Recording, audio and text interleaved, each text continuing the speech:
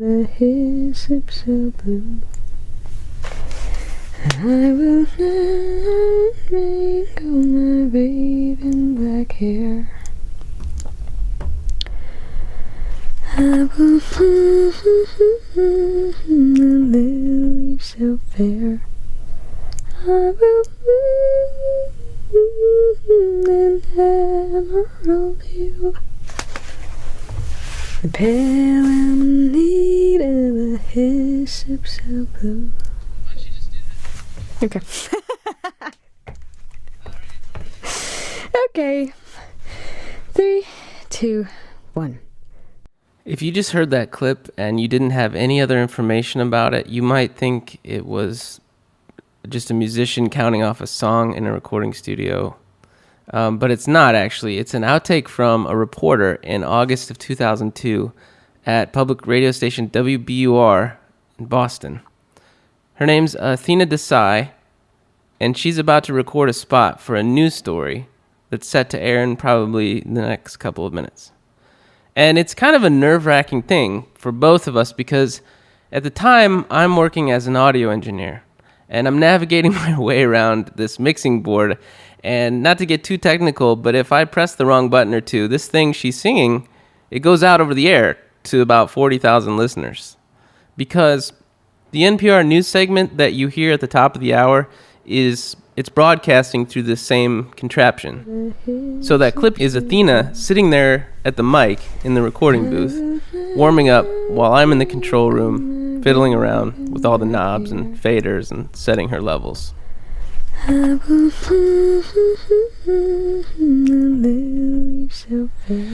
I'm not really listening closely to the thing that she's singing. I just notice it's really sweet and, kind of relaxing, which is rare because usually reporters or anchors, they're just screwing around, making jokes or yelling at the producer through the talkback system. They're asking for more information or how I'm doing, and I want to engage, but I'm pretty new at this thing, and I don't want to hijack the airwaves on accident and lose my job or just be super embarrassed.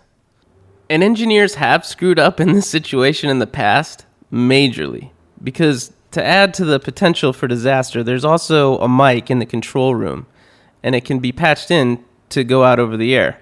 And if you accidentally press the wrong button for that one, well, you can guess.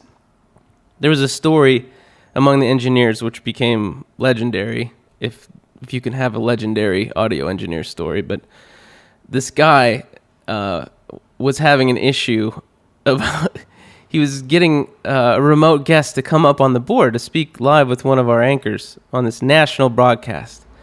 And again, without getting into the nuts and bolts of it, which incidentally for the engineers is pretty much all of it, thousands of listeners to NPR sitting in their minivans stuck in traffic with cars full of kids or people in their kitchens making dinner. All these people were just listening to the news and then all of a sudden heard the sound of a frustrated audio engineer in a room just yelling, "Fuck, fuck, fuck, what is happening? What the fuck?" The station had to print an apology in the Globe the next day. And the guy, I know him, he's a great guy. He didn't get fired, but it was definitely a war wound for him. He learned from it, but it became this kind of thing the technical staff laughed about because it could have happened to any of us. He wasn't the object in the joking around. It kind of happens. No matter how good you are at your job, everybody went through something like that. It's a high-pressure job, and he's still doing it and has been promoted over the years, and I'm not. I ended up having a bit of a nervous breakdown around that time, probably because I was too young for all the responsibility I ended up with. And there's some other factors, but I'll go into that at another time. But back to Athena, sitting there in the booth singing. She's also not doing what she was 14 years ago. She isn't a reporter anymore. She's an acupuncturist and a musician. And I've stopped and started a few other careers since then as well. I sometimes joke that my LinkedIn profile should just say, I'm pretty good at everything for about 3 years. I don't think I'm alone when I say I get a little lost when I talk about work or a career path, and I'm trying to accept, who I am, and a lot of what I've done falls under the banner of writing in some way, comedy, this podcast. But I don't know. I do find comfort when I find people who seem to have found a center for themselves. I think Athena is one of them. I hadn't spoken with her since I left Boston about 14 years ago, and I sent her that clip recently. And she laughed and told me it was a song called Wildwood Flower. I didn't know that.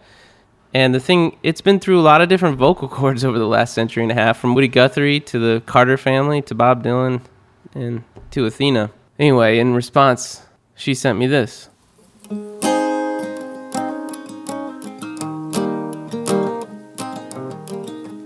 I will twine, I will mingle my raven black hair with the roses so red and the lilies so fair, and the myrtle so bright in its heavenly hue, the pale amanita, the hyssop so blue. He taught me to love him and call me his flower, a blossom to cheer him through life's weary hour. How my heart now is wandering, no misery can tell. He left me no warning, no words of farewell.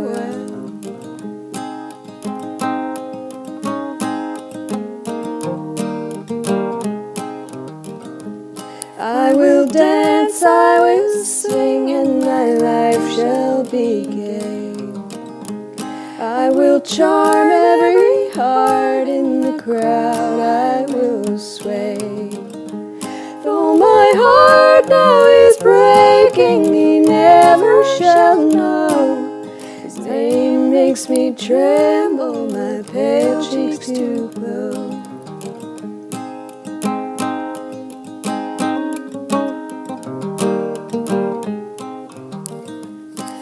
He taught me to love him and promise to love and cherish me over all others above.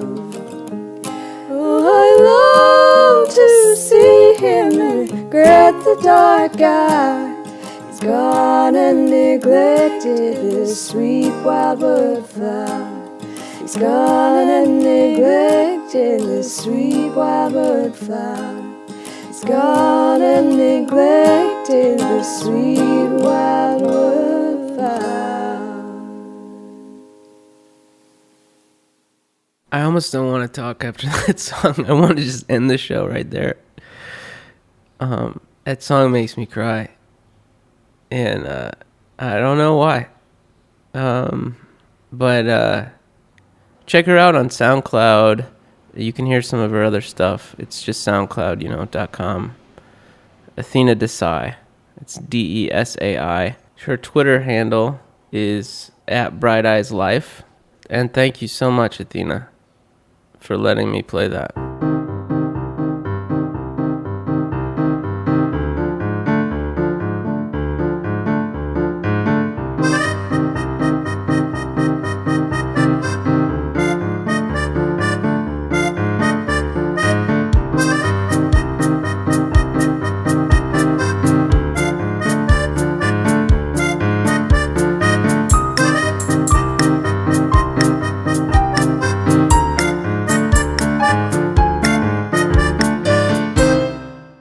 My guest today is... My voice just cracked. My guest today is Tim Racine, and I'm just going to say he's a comedian. He does stand-up, but it's not like what you would typically see. I love watching it, partly because I don't know. He makes me laugh, and I have no idea what he's doing, how he's doing it. These are my favorite kinds of comedians. He's the host of a show called Shit Lit on Mondays at Bunga's Den.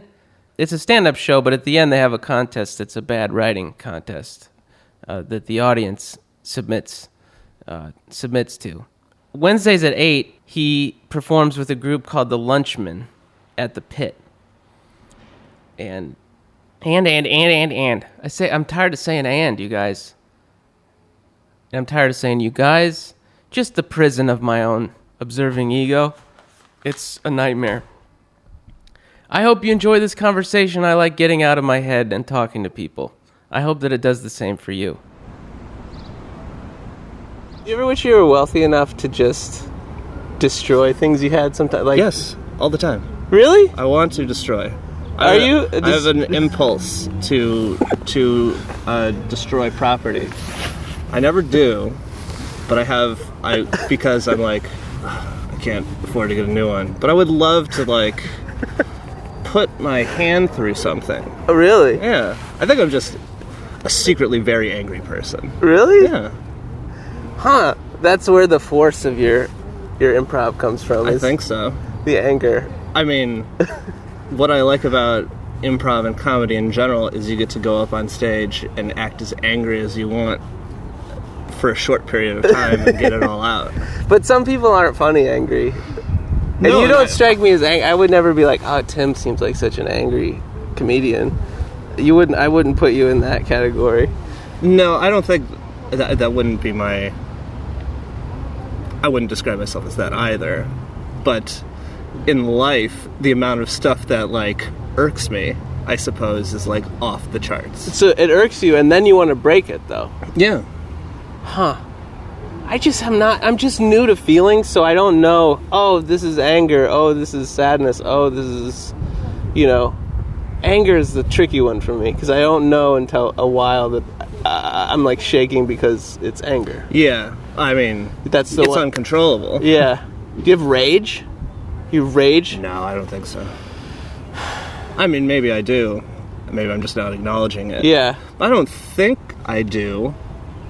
I just feel like it's the one that comes up real quick. I don't have it either, but you know those people where you're around them and they're just like, yes. They have like tantrums. I worked for a guy that did that. He was a painter. He painted houses, and we would have to drive his car everywhere, and I would be in there, and he would have these rage episodes in the car, and that was frightening. That's crazy.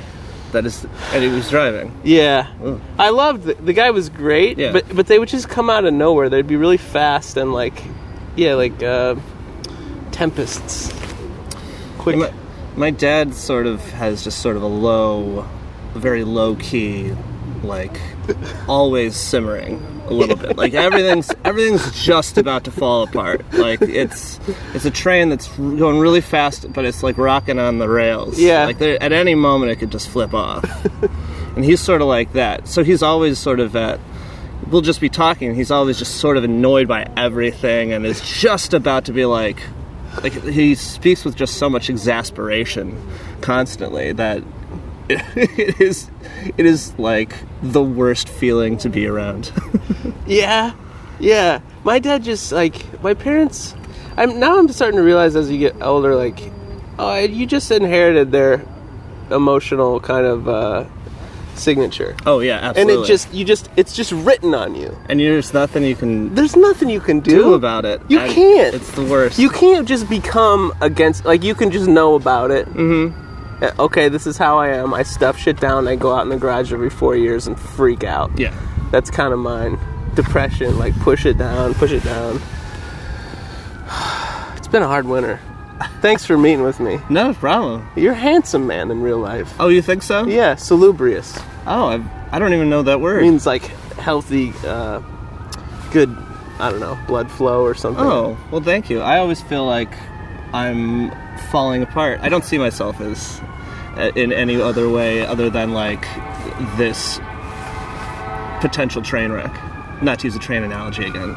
And they don't wreck that often. I guess it's just that when they do. I think it was it must have been one of the... Oh, boy. It's almost like they're just having fun with the horns. I think so. It's a little overkill. We get it. I always wonder if there's one of the partners of the drivers of the ambulance who's like, dude, we get, yeah. Again, come on.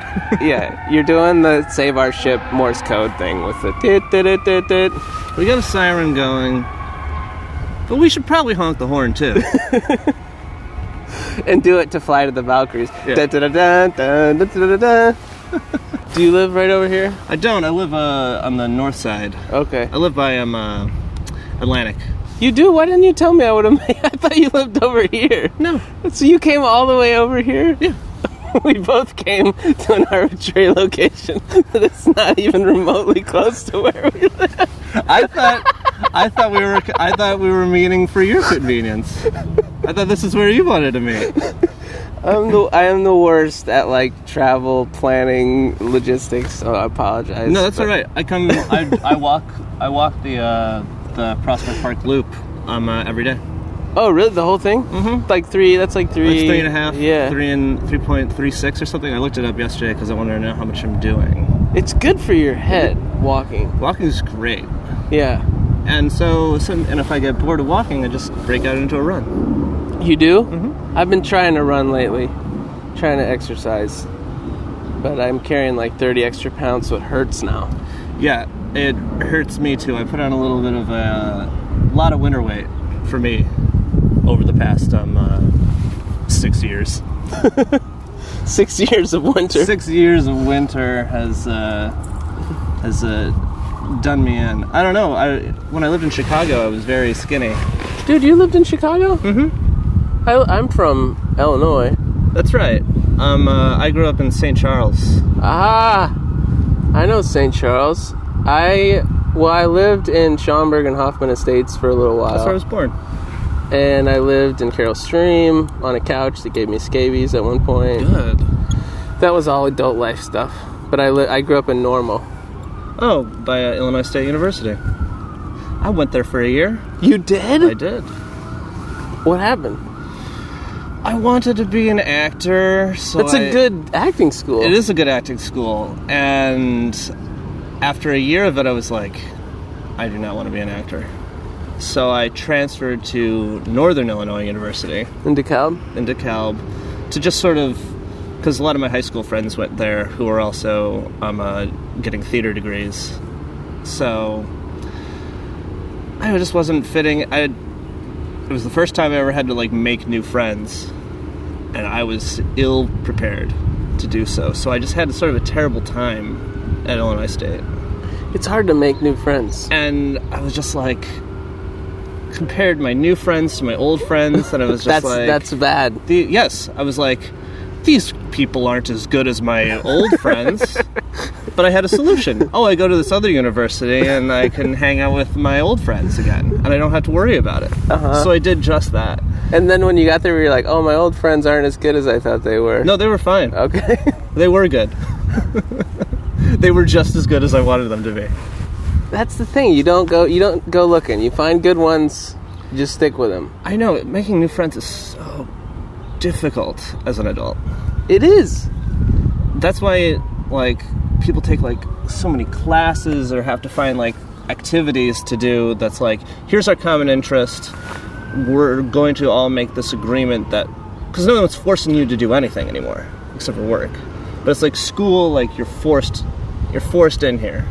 You have to make friends. Or you're going to anyway. Yeah. You're going to see these people every single day for 9 months. Or, what is it, 10 months a year? Well, Yeah. I don't know how long a summer break is, but it's a lot of the year. But there's no equivalent to that in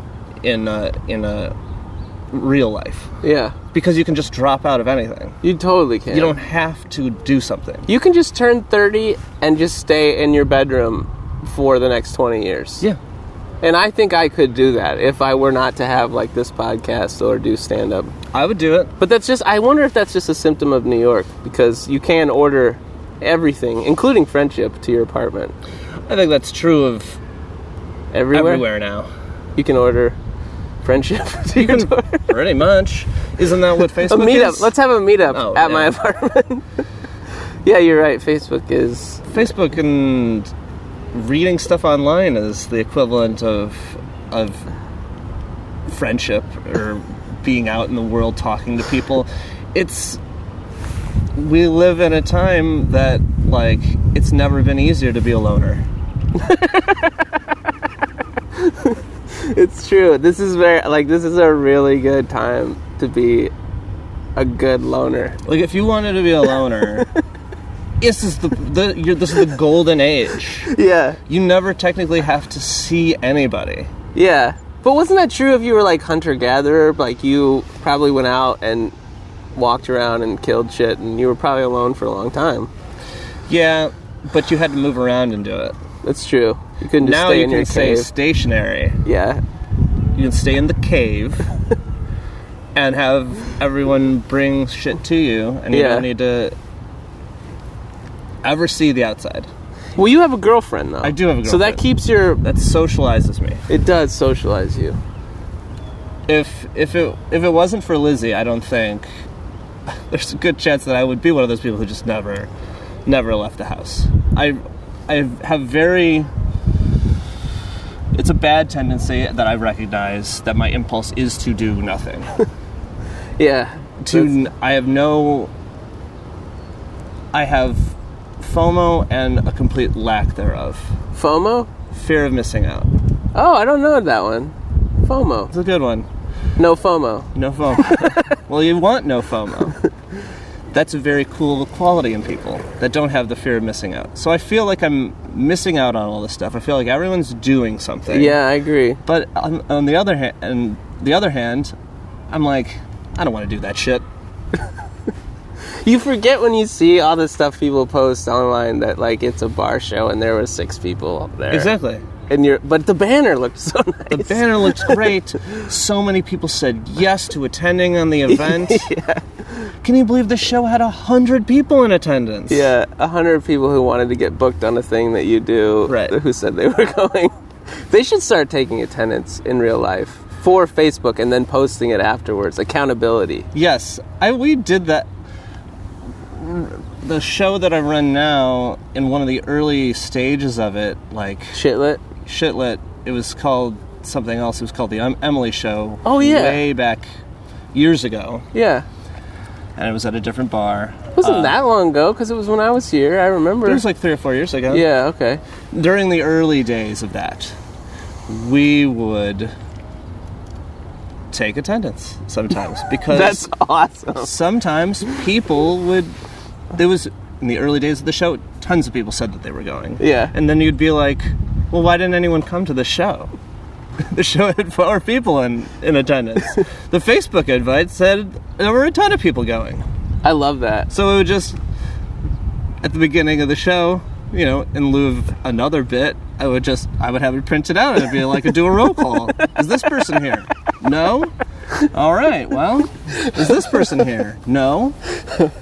A friend of mine in Chicago, we used to do a reading series, and this was another one of those things where tons of people would say that they were going to attend. And a lot of people went to the show, but a lot of people said they were attending and didn't come. Yeah.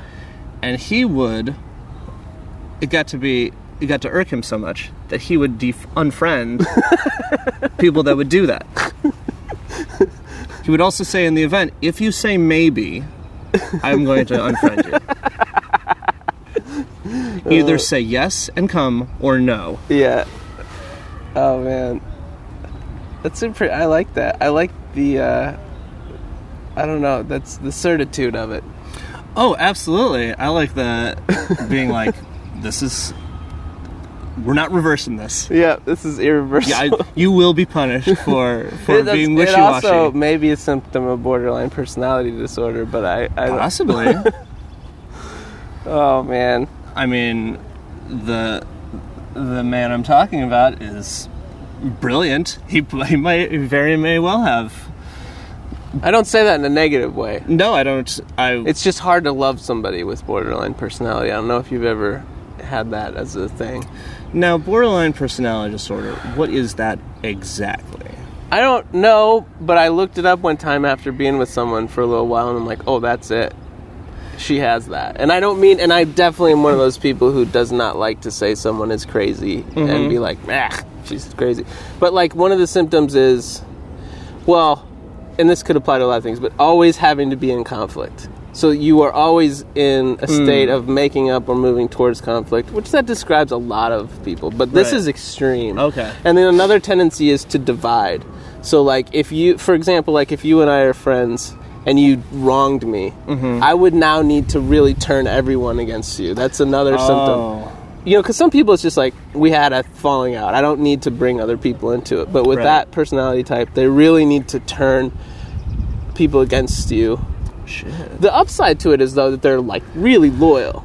Like, they'll come to your house and help you bury a body at 3 in the morning. Okay. Then I dated someone who has borderline personality and disorder. I think I have some of those... I don't know about the divide and stuff one. I don't know.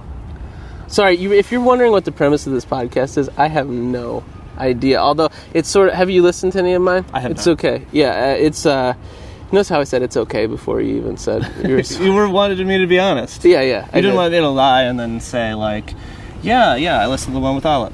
It was really funny.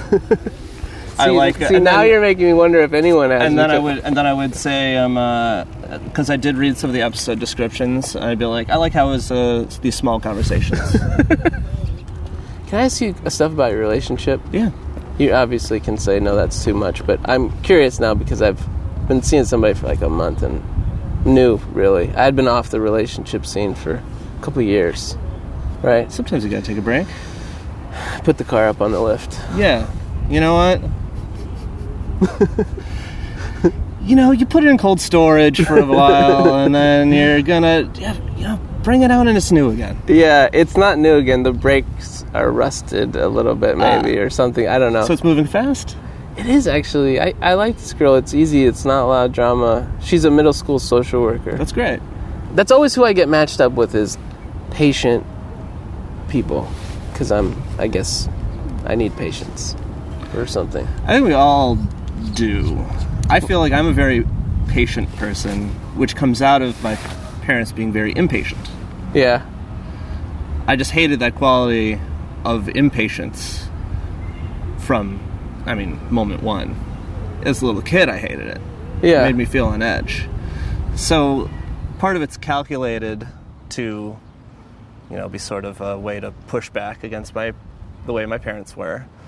And also, I have an extreme desire to be super chill. I want to be known as being super chill.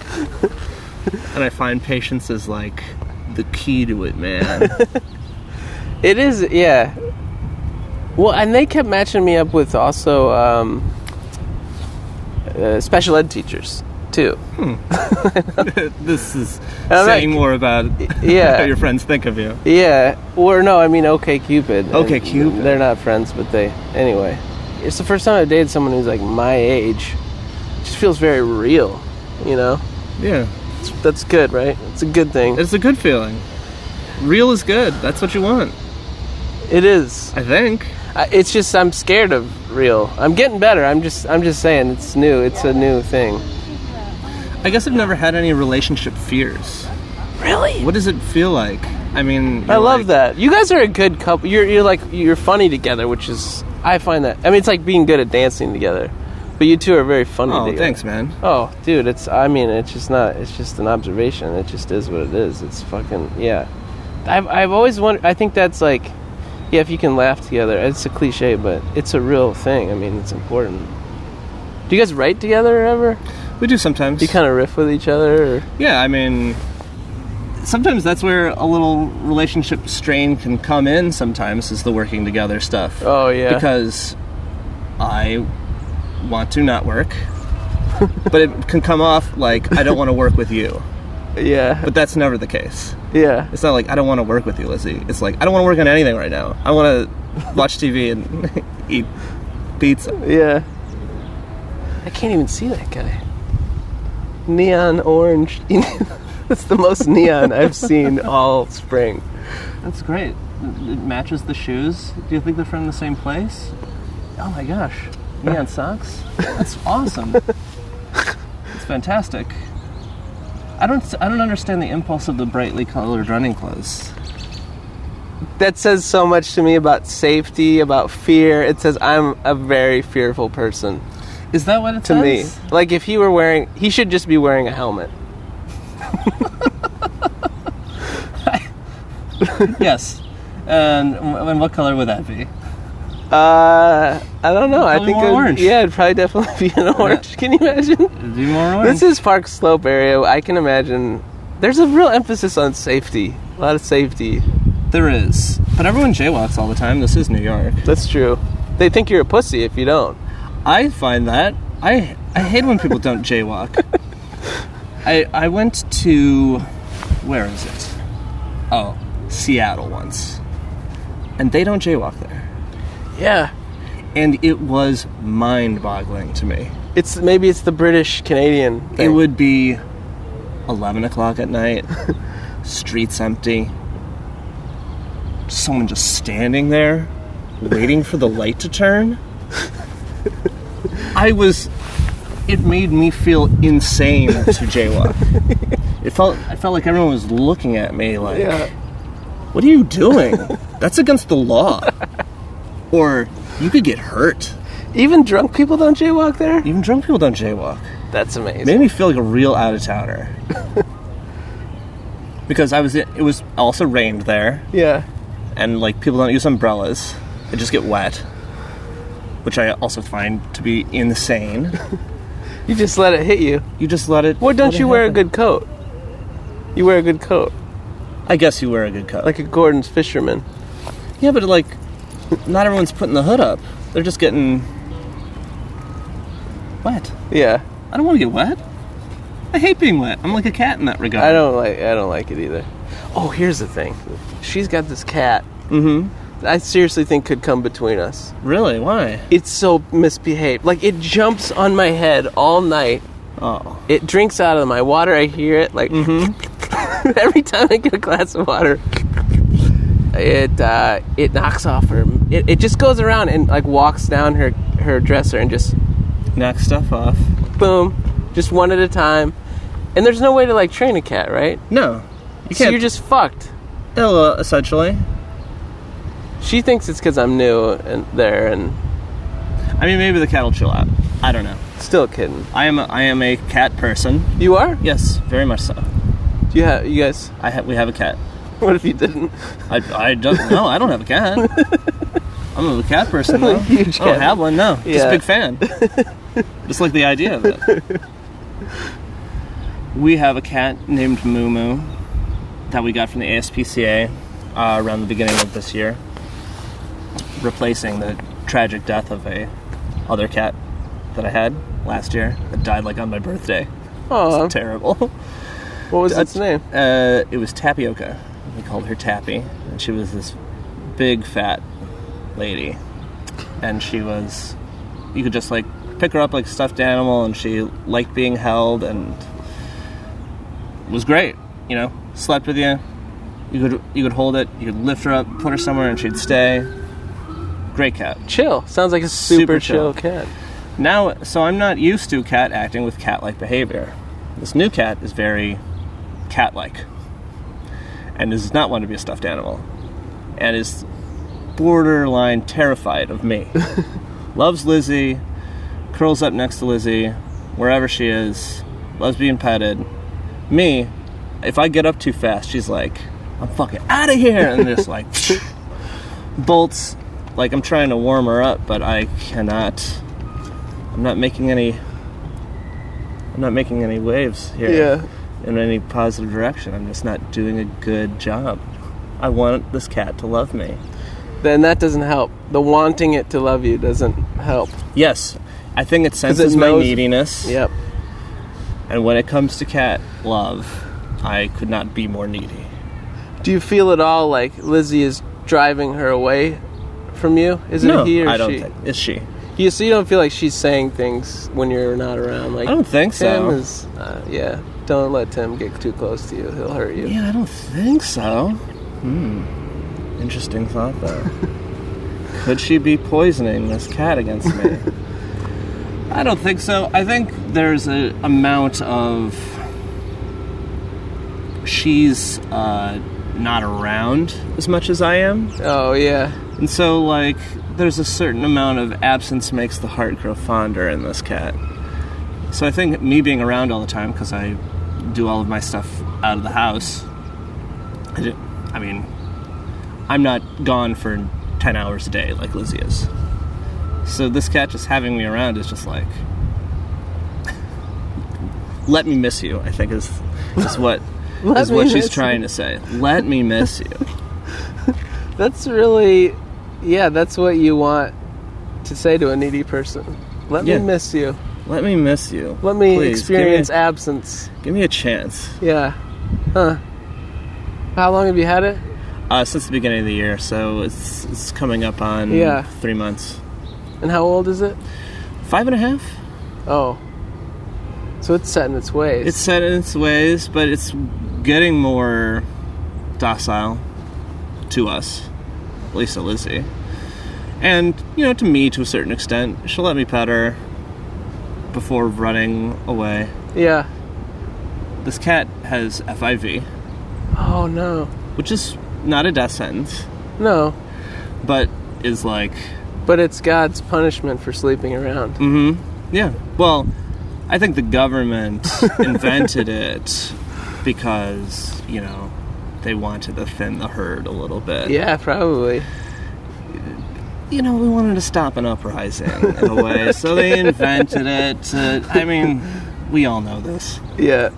They're never going to cop to it, obviously. It's FIV it's kitty AIDS, right? Yes, it's feline immuno. Yes. Virus or something. Yes. So she's got that. It was almost a deal breaker on this cat when we were getting it. Because we didn't know. That does sound terrifying. Oh, I see, yeah. Like, are we going to get this cat home and she's going to die tomorrow? Yeah. No, they can live to 20, just like a normal cat can. They're just like, if it gets a cold, it's like, you better take it to the vet. I don't know what I'm doing, dude. I think that okay, so she has these two cats. One of them has warmed up to me, Sashi.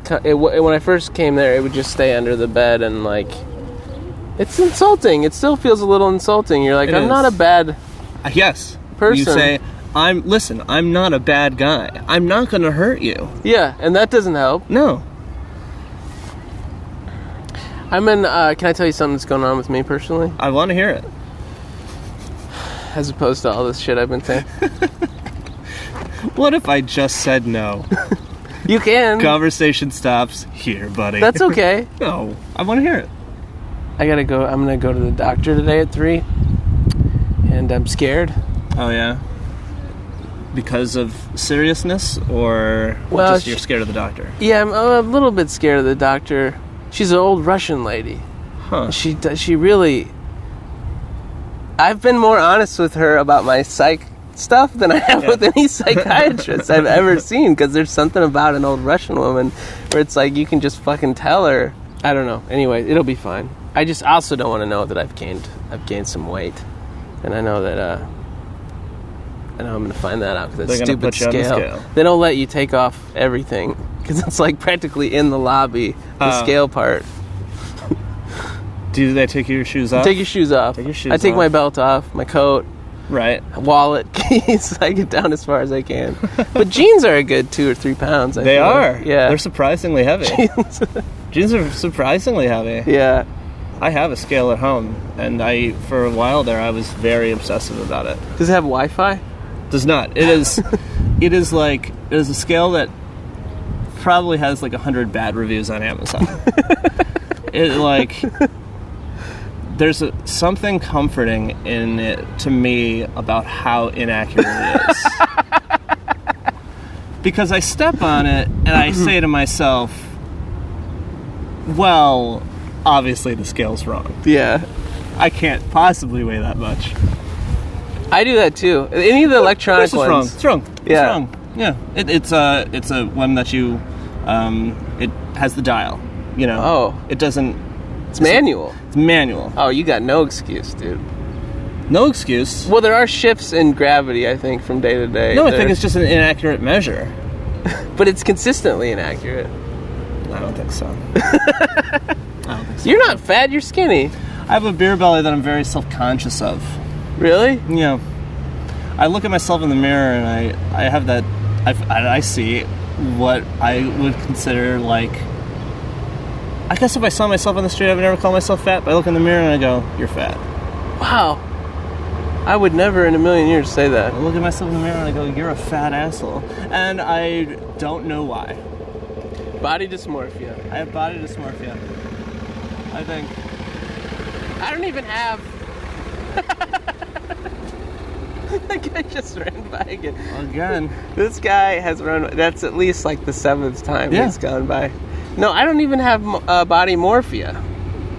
You have no concept of how you... Yeah, it's like... That seems...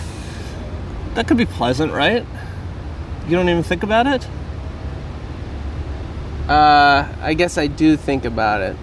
What I'm trying to say is I don't even have a baseline for, like... That's the problem with dysmorphia, is that you just find, like, a part on your body and it gets... You, like, fetishize a part of your body and it gets big and ugly. Yes, or small and flaccid. You're in love with the word flaccid today. I love it. I just couldn't get it up last night. We've been having good sex. That's good. It was just, I was too tired and she was too tired, and it makes me feel sad a little bit. Makes me feel like a grown-up to just decide to go to sleep when it's not working. It's the most grown-up thing you can do. It is the most. Instead of just sitting That's there what adults do. Waving your limp cock at her while she's yawning. It's Oh God, what an image. What? I mean, I love it. You've never had those nights? Or you're just fucking Captain Boner from 9 in the morning till 2 in the morning?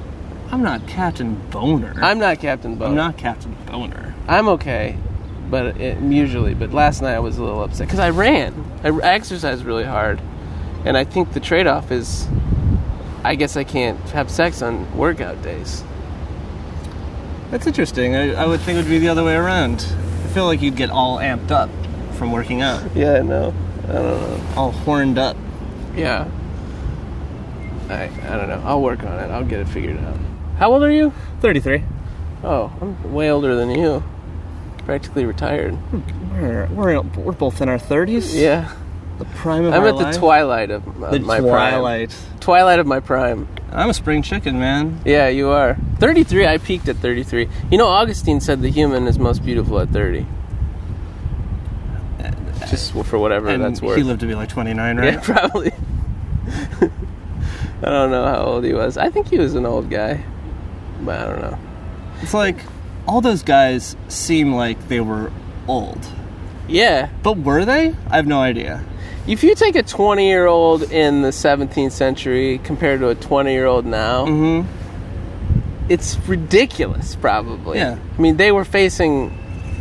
People died at, what, like 33? Or yeah, people died young all the time. I mean, 33 was probably fairly old for those times. If you were as a 20-year-old, like in ancient Greece... Does a 20-year-old... No, let's upgrade it. 25-year-old. Does a 25-year-old have a big white beard? Oh, that's a good question. Because all these philosophers had these big white beards. Or, well, that's how we... Well, I guess we don't know what the color was.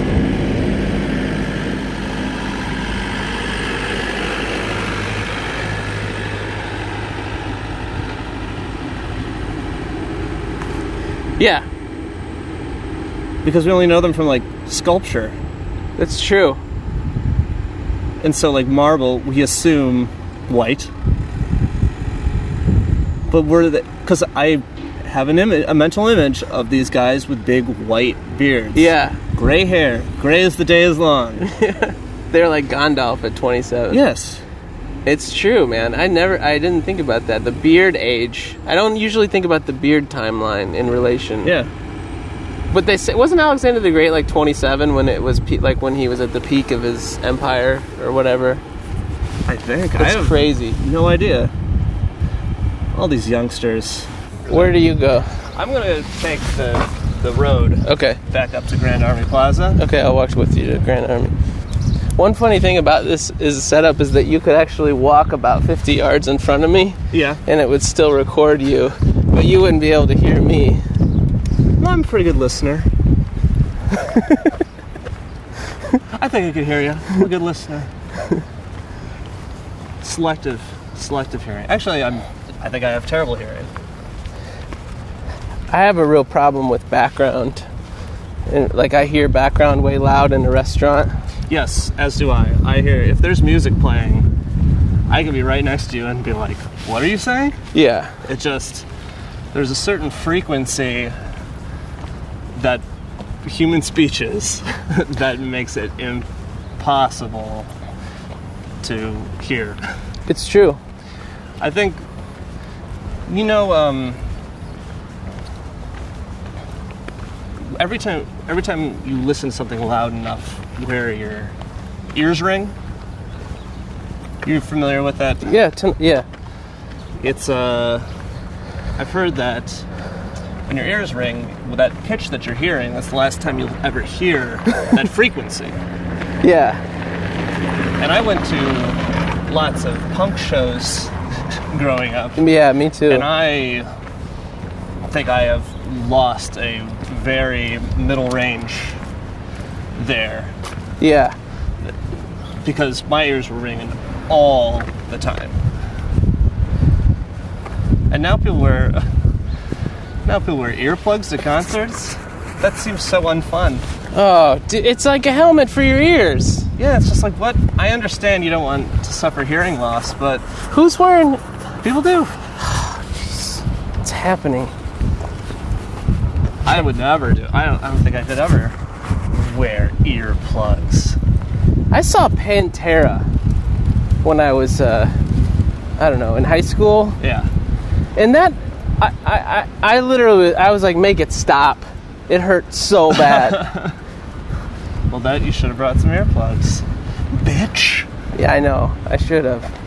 But drank a lot of Rolling Rock. Oh, hell yeah. Don't know Rolling why. Rock. Yes. It's like that show was funny. I've never seen this before, but I guess the lead singer of that band, I wasn't like a huge Pantera fan. My friends just wanted to go, so I go, and he has this thing where he would challenge someone in the audience to sing a note higher and longer than him. Really? So he'd go like, ah, he'd like hold the note, and then he picks some guy out of the audience that's like, pick me. He's got like a sign that Yeah. he knows about this. So he brings the guy up, and this guy just fucking belts it out, like just holds this note for like 2 minutes straight. He like knew how to do circular breathing or something. And so this lead singer of Pantera, I forget his name, he's just like, all right, everybody, give it up. And he just gives him this beer, like, to congratulate him, because he didn't even try to. The audience member just killed him. That's... Now, I have an image of what a Pantera show would be like in my mind. Okay. And that does not... that the possibility of that ever happening in my imagined Pantera concert is none. There's no way that could ever happen. Yeah, no. It sounds insane. It sounds the lamest thing ever. Hey everybody, who wants to come up on stage and sing higher and longer than me? The premise behind it was actually that, that'd be funny if he said it like that, though. That's how I imagine him saying it. Who Who wants to play a game? We got a little fun contest here at Pantera. I'm known for singing loud and That's high. closer, but he didn't say it like that. But it was all framed around this beer that they drank, which is called like Black Tooth, and it was like a molasses-based beer. Yuck. And I guess all the fans or something drank this beer, and his whole pitch was like, if you come do this, I'll give you like a, Black Tooth beer or whatever. Okay. And it was all framed around that. But so what are the other guys in the band doing? I don't even They're just remember. Tuning their instruments? Do you think I'm making this up? Yes. See, it feels like I'm making it up. I mean... Because you're questioning me on it. It's so ridiculous that it feels like it has to be made up. I do believe you. If you have a guilty conscience, it does feel like you are lying, maybe, if someone asks you. But I am not. It really happened. I may be distorting some details, but... No, I understand what you mean in that regard. I also don't know how to tell stories. I don't think I've ever told a story that like actually went anywhere. That's the thing. I feel like all my stories are like, yeah, so this thing happened and who gives a shit? The end. Huh? That was pointless. But it's not to you, it's just you're having trouble conveying it, right? Yeah, to me it's or I realize in the telling like how pointless it actually is. See, same thing with the Pantera thing. I didn't even, until you responded to it, I'm like, it didn't sound as insane to you having lived it. Right. Because you're like, I did see this. Yeah. But then I was so adamant that you felt like you were caught in a lie. Did it? Did that happen? It did feel like that. I was so incredulous that you took on some of my incredulity. Do you ever feel like guilt? Do you have guilt? Mm-hmm. Yeah. Do you feel like when you walk out of Best Buy, it's really harrowing? Like, did I steal something? I do think that sometimes. I do. I'm like, God, I know I didn't, but maybe I'm like blacking out right now. I have that. I have that. I just feel like I'm going to get accused of something all the time. Even more than guilt. I have a preemptive, like, I'm afraid someone is going to be like, you broke the rules. Or like, but I didn't know what the rules were, mister. You broke them. Now you're in trouble. Like, that's why I find, like, police to be so scary. What if that's how police, they really operated? They're like, hey, buddy, you broke the rules. Yeah. I feel like that's because I've had a police officer tell me that I broke the rules. In St. Charles? Not in St. Charles. In Madison once. Oh, you lived in Madison too? I did not. I was visiting friends there and I broke the rules on a construction site at night, and I was doing a bit and I climbed onto a crane and was pretending to work the levers. Whoa! The cop car pulled up and was like, whoop whoop. Hey, what are you doing up there? And I think I said, goofing off. And then I just got off and then like walked the opposite direction. Oh, and another time in San Francisco, I am thought it as a joke. I am littered on the street. I just had like a wrapper or something. Joke littering? Yeah, joke littering. I was like finished up a candy bar or something and was like, well, fuck this, and I threw it onto the street right in front of a cop car, and then he rolled down his window and was like, pick it up. Yeah. And I was like, oh, I got in trouble for having fun. That's always my I always have a fear of fun sometimes. Because whenever I'm having fun or being silly, now, just as it was when I was a kid, I feel like I might be not thinking of what's going on around me and I might get in trouble or hurt somebody else. Yeah. I don't know how to have fun anymore, man. I'm trying. You like eating your sour candy? I eat my sour candy. Like what, like Sour Patch Kids? Sour Patch, well, those aren't... They're not sour enough? There's a new sour Haribo gummy bear. Yes, that's very quite good. Those are like Sour Patch Kids. Yeah, they are. Yeah, but I feel they don't tear you up as much as the Sour Patch Kids. You know, those tear up your tongue. Yeah, in your mouth. With the granulars. Yeah. Man, that Haribo company, they make a good product. They do, right? I love the cherries, the twin cherries. Those are okay. Yeah, that's my favorite one. I love those. It's a different gummy than the It is. One thing I find about just the straight gummy bears, is that they're better if they're even stale a little bit. I like them stale. Do you ever put them in the freezer? No. Is that a thing? Yeah, I've done it once. I think I heard of somebody doing it, so I tried it myself. Not a huge fan of it. They Why would you do that? I mean, they're very cold and very hard. Do you put drugs in them? No. This sounds like a drug thing. No drugs. I get high on life. Look at these kids with clipboards. They got clipboards. I know. They all look like they're census takers. they're canvassing. They're canvassing. to get someone on the ballot.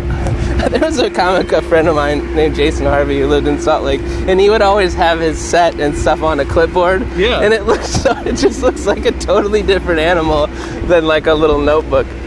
Oh, I used to do the clipboard, but then I saw Eric Bergstrom do it a bunch. Oh. And then I was like, I don't want people to think I'm ripping him off. Yeah.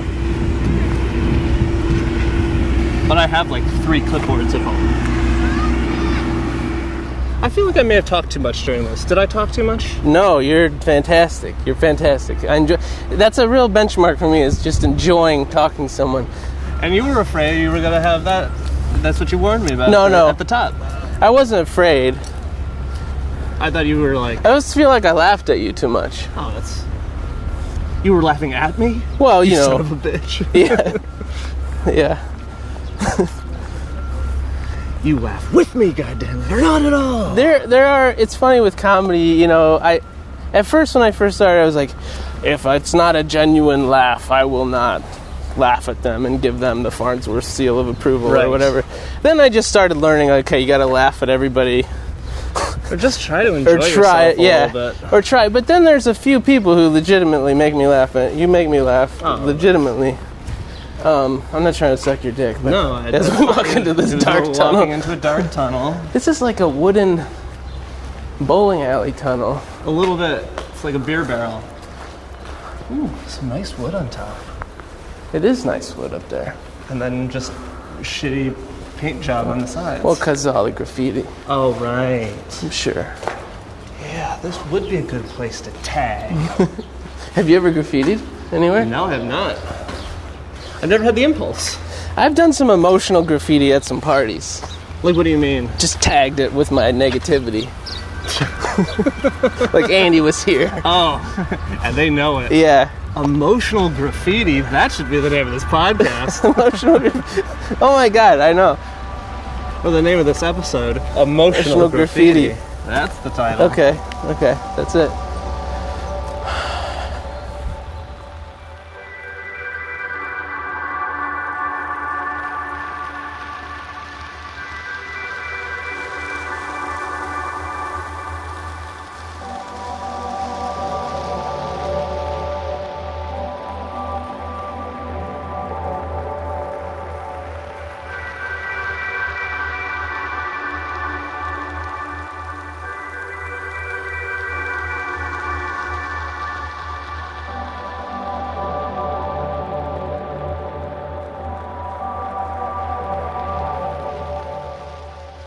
Well, that's the end of our conversation. Tim Racine and I, we both parted our separate ways there at Grand Army Plaza on the north side of Prospect Park, which I'm actually leaving right now to go see the New York City Philharmonic right now over in that same park. Not to brag, but it is nice when the city gives back. You can find Tim on Twitter at Tim Racine. That's Racine. Tim, I'm guessing you know how to spell the Tim part. Athena at the beginning of the show, Athena Desai, that's Desai. Her Twitter handle is at Bright Eyes Life. And anything you want to find out about this show, what'syouryarnworth.com. The site has pretty much everything you could want to know that I say here at the end. Production help this week from Vince Fairchild at WNYC. Vince, thank you again for your continued support and consultation. Music this week from Aaron Campbell. He's on Twitter at Banjo Porkchoppy. The usual stuff here. Go on iTunes, give us a review. You hear every podcast say that, but it does help. Patreon.com/YarnworthPod if you want to donate to the show. And of course, we're on Twitter at YarnworthPod. I'm not going to end this. I'm going to end this with a positive thing. I often end with a negative statement, I think. What am I going to say that's positive? All right, everybody. Thanks for listening. Come back next week. Sharon Paul. She's going to be my guest, and that was a fun one. All right? Okay. Bye. I'm hanging up.